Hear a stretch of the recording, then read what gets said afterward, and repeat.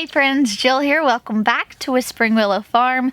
Today I am going to be creating a garden bed. We are going to be using a no-till approach, and I just wanted to talk through that with you guys, show you what that looks like, how I create a no-till garden bed.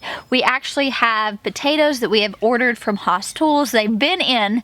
I desperately need to get them planted, but we were waiting on our compost to get dumped, and honestly I just have not made the time for it. Now it's at the point where I have got to do something about this, and I just wanted to show you guys what creating a no-till bed looks like for me, but I also wanted to hit on some points as to why we are choosing to do a no-till. I am going to kind of explain to you guys what creating a regular garden bed looks like, a no-till garden bed, the differences in the two, and just know it really is going to be whatever you feel comfortable with. If you are comfortable with tilling, by all means, till your ground if that's what you feel okay with doing. We have been trying to move away from tilling and adapt a more no-till approach, and that is just because we have found that it is better for the environment. Obviously, we want to keep the soil structure intact. We're not wanting to break that down. We're wanting to just build up the soil. And so I'm doing kind of this non-traditional garden bed, but not a garden bed. So what I'm actually doing with the potatoes, I'll kind of show you guys, but I'm going to lay down cardboard on top of our existing lawn. Then I'm going to bring a compost in, mulch in, things like that, and then I'm actually just going to be planting into it. So I'm not actually going to have any sort of structure. I'm going to create the structure with the compost. And that is primarily because the only thing I'm putting in ground is going to be the potatoes right now. Our meat chickens are going to be moving outdoors in a few weeks. We have an area there where we're going to let them just kind of scratch up, add all that organic compost into it, and then we will plant in that eventually. But right now, I just kind of need a small bed for the potatoes, and so that's why I'm doing this kind of non-structured, no-till garden bed, if you will. I am choosing to lay down cardboard kind of as the barrier for on top of the existing lawn for a few reasons. One, we have a lot of cardboard. Two, cardboard has a lot of protein, which worms love, and I'm obviously wanting to create an environment and an atmosphere where all those earthworms want to come and live in. And so that is kind of why I choose to use the cardboard. We just save a bunch of it for reasons like this if we have an instance where we need to throw together you know, a quick bed or something to plant something. And essentially what I'll do is I'll just lay down the cardboard on the area. I'll actually show you guys. I'm just trying to talk through these steps in here where it's a bit easier if maybe you need to get a notebook or a notepad and just kind of write some of this stuff down. I'm going to lay the cardboard down, I'm going to wet it, and then I'm going to bring my compost, which is mainly just leaves and straw and mold. It is just compost, and I'm going to lay that on top of there, kind of somewhat building a structure. You could use any type of raw manure, whatever it is that you feel comfortable planting into, that is what you would do that. And I'm at least making the top layer of this like 4 inches deep, and it really is just that simple. I think that's one of the things I love about, you know, no-till gardening is it is simple. You could add, you know, straw and mulch, you can do wood chips around it, but if you're just needing to kind of throw something together really quickly, maybe you're in a pickle, this is really good. You don't have to worry about a tiller. You're not disturbing the soil at all. You're just building up around the existing soil that's there, building on top of it. I mean, you're not actually messing with the soil underneath at all. Now, if you are wanting to start, you know, figuring out your soil and amending your soil, well, yes, there are lots of different things you can do. That is for another video. But right now, I'm just kind of in a pickle and I need a quick no-till garden bed thrown together. And so these are the things that I'm doing. I was reading an article the other day and it said that if 1 acre of land has enough worms, it can produce 150 tons 150 tons per year of compost and worm castings. I thought that was insane. So when you are trying to figure out, you know, do I lay cardboard down, do I don't, if that's going to attract those worms, and you think about if all these people start banding together and we're doing all this and we're producing this natural organic compost and worm castings to amend our garden beds with, to help build up our garden beds, a little bit can make a really large impact. Something really small, as you know, using cardboard, if enough of us do this, can make a really large impact. And, you know, for many years, Nathan and I tilled. And Nathan, you know, worked in that commercial agriculture industry for several years. And so he, when he got out of that, was really having to unlearn a lot of things. And it was challenging, but through that process of unlearning, we've really started diving into the things that have purpose and they matter to us, and the environment is something we feel really, really strongly about, really passionate about, like just helping our environment, saving our planet. And there's a lot of things we do to help contribute to that, but I really feel like reducing tillage is a huge component in that, and there are just a lot of benefits to no-tilling. And it's also really nice if you just don't have the means to do it. Some people could accidentally kind of stumble into this whole no-till gardening, and you know, their intention wasn't to be environmentally friendly. Their intentions weren't anything other than, I don't have a tiller, what do I do? And I think it's really cool because the positive impact that they're having on, you know, the earth and all these things, it's like super beneficial. And then they just kind of stumbled across it, you know. So I don't know, I always think stuff like that's pretty cool. One of the reasons that we really kind of ventured out of tilling is when you till, that really begins to like compact your soil. You have a lot of erosion in your soil. It also will bring all those dormant wheat seeds to the surface, and they're going to start sprouting. So, you know, if you're tilling and you're gardening in ground, you're going to be dealing with a lot more weed management, which takes a lot more time. You don't have those elements with no-till, and simply because your bed, you've established your bed and it's never getting disturbed. When you're adding a soil amendments, you're just what we call top dressing that, and you're adding it to the top, so you're never actually disturbing or interfering with the microorganisms or the ecosystem that's going into the soil, that's happening in the soil. You're just building up on that ecosystem and the environment that's taking place in there, which I really enjoy because you're just not taking anything away, you're just adding to. Some of the benefits I wanted to just express with you guys, if maybe you have never heard of no-till gardening, maybe this is new to you, maybe you thought you either could just raise bed or till the ground, and you're asking yourself, well, why do this? You know, but there are a few other points that I wanted to hit on that you could definitely dive into and do more research on figuring out, you know, is this approach I want to adopt and, you know, take onto my farm or in my garden. It just promotes natural drainage in your soil, which is obviously going to be really beneficial. It also saves water. It saves time because you are not having to tend to weeding near as much as you would, you know, for the other option. It obviously helps build earthworms in your soil, which is just adding to that population. And then it reduces the soil erosions that are going on due to just over-tilling. It is really important to build your soil health. You know, I talk about figuring out, you know, getting a soil test done, figuring out why that is, because literally the soil is the life system to your plant. You can have a great plant and have really crummy soil and it's never going to thrive. And so when you think about always just, I repeat this, and I know I'm repeating it because I do just feel like it's that important. Just imagine what you can add to and not take from. We want to keep adding things back into the soil.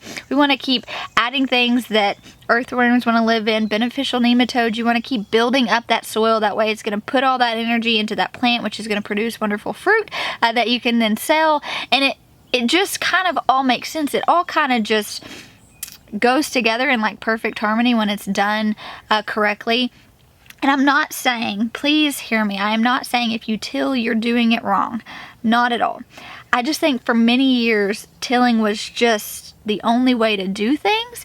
And then as we have evolved and as we have tried to approach, you know, agriculture in a sustainable way, some of these farmers have shifted over to, well, this is a lot more sustainable way to farm your crops and to grow your crops is to have this no-till approach. It's actually building up the soil, it's saving the soil, it's not disturbing it. We're not having all these other issues like soil erosion, we're not having all these issues with water, and it just kind of came this thing where a lot of people adapted this idea to where, okay, this makes a lot of sense. Charles Dowding is a wonderful representation. If you guys don't follow him on any of his platforms, I'll link his stuff below. He is worth going to check out. He just does no-till gardening so stinking well, and it's also just really inspiring. And I know for many years we tilled because I didn't realize the negative effect it had on so many other things. And it was just a lack of knowledge. It's not that I intentionally did this. It's, you know, it was nothing like that. And you may be in the same boat where maybe you've tilled for years because it's what your grandfather did, or, you know, maybe it's just what you grew up being accustomed to, and you didn't know that there was another option to that. I would really encourage you to kind of you know, look into no-till gardening, no-till farming, because the practices are much more sustainable for long term. All right, now that I've kind of hit on why we're choosing to do the no-till method, some of the benefits of that, I just want to hit on a second just in-ground gardening, you know, why this could be beneficial or maybe something that you look into. Obviously, it's really easy just to throw together an in-ground garden. So you have less startup costs, right? You know, creating a raised bed garden is aesthetically really pleasing, and that may be, you know, maybe you're in a place where that just makes more sense for you. I've got my raised bed garden. I love my raised bed garden, but it does not always make sense. And I could say if I were to go back and redo it, I probably would not have done that approach. I would have just stuck with an in-ground market style garden because it would have met my needs more. So it is kind of important to figure out your why you're doing this, what your purpose and your goals are for your garden and your farm.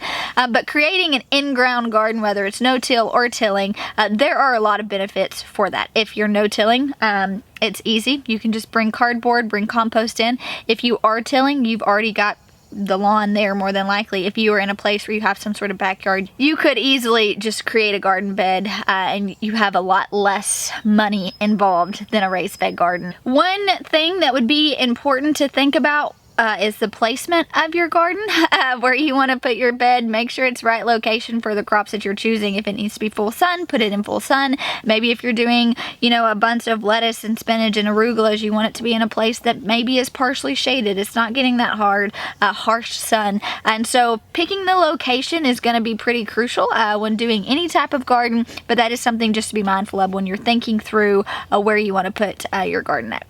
I will also tell you too, one of the things that I probably get asked a lot is, well, you can't make an in-ground garden as pretty as you can a raised bed garden. And I'm kind of on the fence with this. Like, my raised bed garden, it looks pretty magical in the spring and summer. Like, it does look really pretty, but you could easily, if you didn't want to put up the cost investment for a raised bed garden, you could certainly add, you know, arched trellises to an in-ground garden. There are a lot of things you could do to spruce up the area, make it pretty. You could even do some sort of like perimeter fence around it and do like these neat little perfect rows. Like, you could make it a really special thing. You could take wood chips and mulch, you know, down your walkways, and a lot of times you can get wood chips free in your area. We live too far out in the sticks to where no one delivers those here, but that is something that is available, which is really good if you're doing a no-till garden approach too. Just throw that a little bit out there.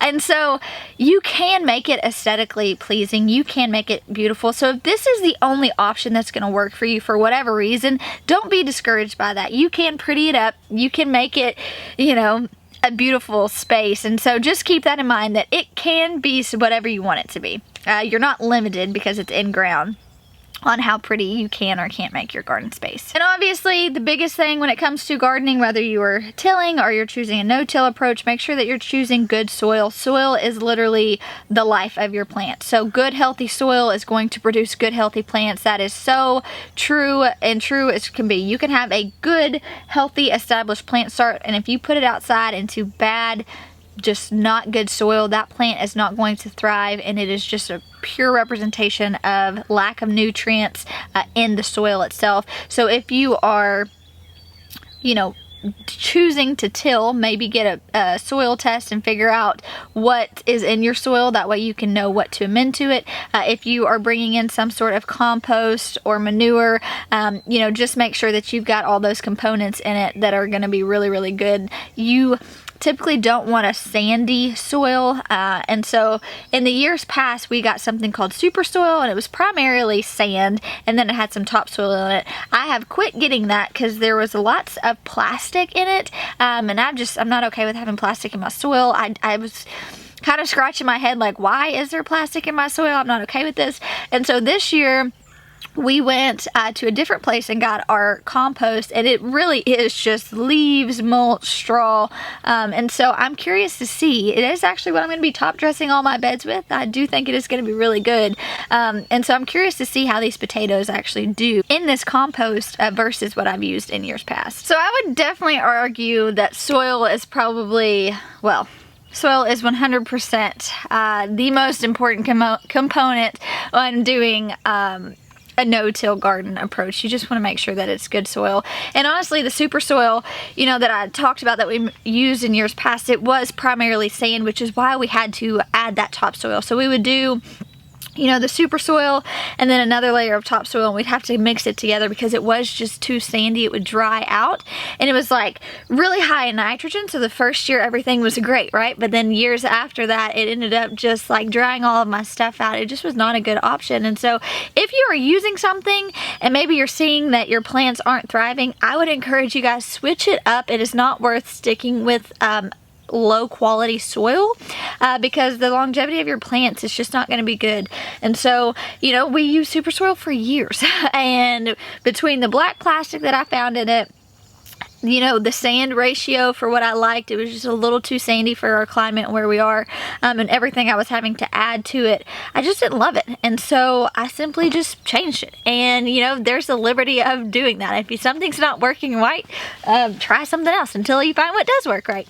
Another huge benefit to the no-till garden beds is that Nathan is at work, and I've got potatoes that got to go in the ground, so I'm able to do this by myself.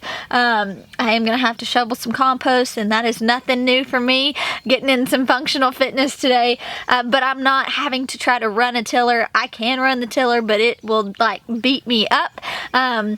You know, so this is something that more than likely you will be able to do this. For me anyways, I'm able to just kind of create this bed by myself, which is a huge benefit when I think about, well, you know, like Nathan does have a job and he is not here on the farm with me all the time, and this is what I do for my job. So I am needing to actually be the one that's creating and doing a lot of this, and not always having to just wait on him or ask him to do all of it. So you guys can see, here's where our tunnel is. We've got a huge blueberry patch right here and this random tree that grew up in it. And then this is actually where we are going to do the potatoes. This gets really good sun, full sun actually. And then we have our muscadines, and on the other side of that is where our meat birds are gonna go. So I am just going to start laying down the cardboard, and then I'm going to start shoveling up some compost, and we're gonna start building this bed.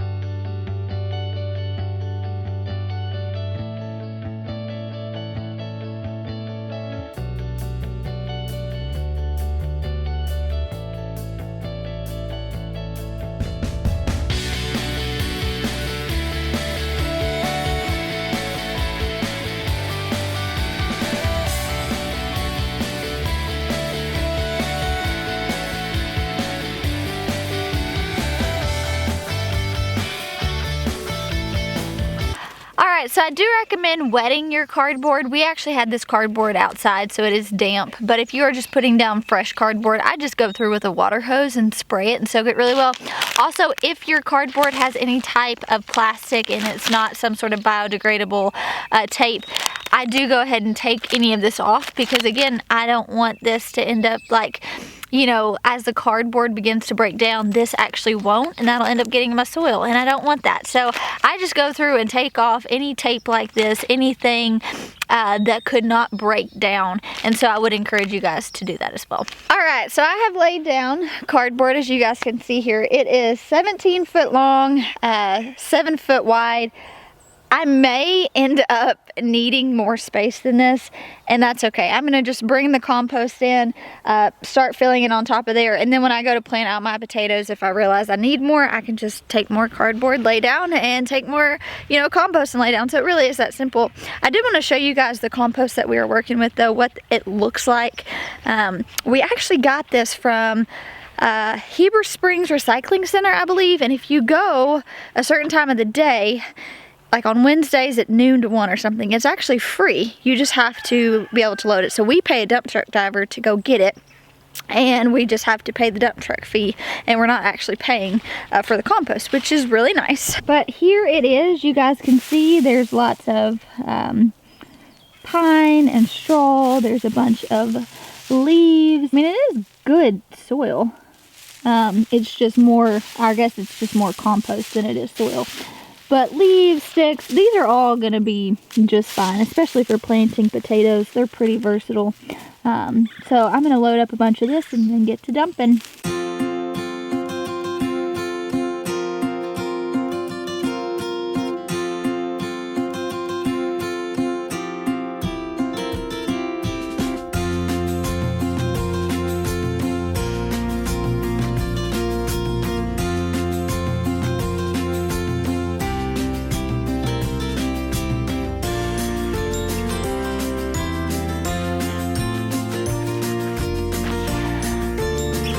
guys can see here, I've got quite a bit of work cut out for me.